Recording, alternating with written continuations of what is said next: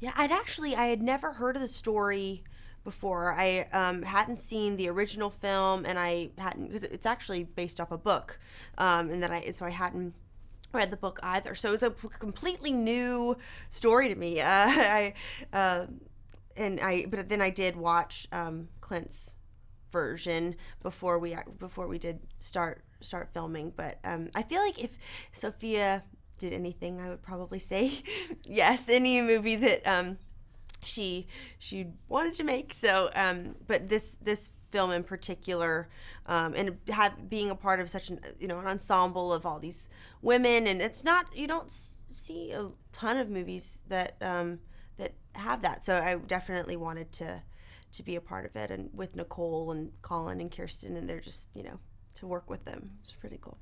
That's one thing I mentioned. Is like I love the cast. I love the Yeah. dynamic of all the characters. Every time, like when someone comes, someone exits a scene. Tell me about these women that band together on this story. How was that? Yes. Well, we got very close. The way Sophia also works is we did have rehearsals where we would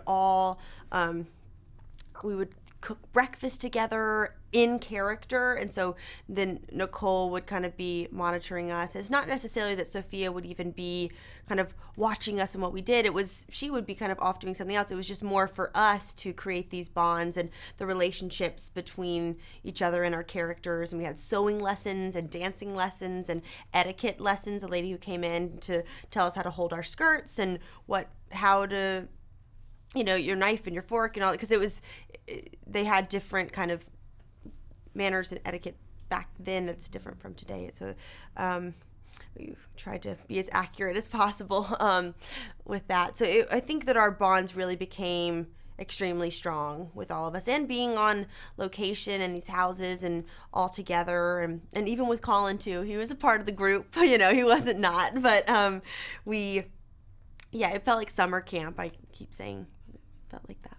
It's really fun. Say most of the time when you're on set, you're surrounded by a lot of men on set, but here it was kind of the opposite. How was it like to have Colin the only male within all the... Yeah, it's so funny. It's also, we're like, I think people also see the movie as that it was like every single person was a woman, and then there was Colin, but it's like we had like our DP was a man, like there were definitely other guys that were on set, so Colin was not alone. But I think he was a good sport about being kind of the object of affection in the film, because normally women are portrayed as the object or kind of the sexy, and actually that's kind of Colin in our movie, which was so great that Sophia, because the Clint Eastwood version is told from Clint McBurney's character's POV, and the Beguiled, Sophia's version, is told from the women's POV. So that kind of switch, I think, it definitely makes it her own, and you see a different side to things. So it's great.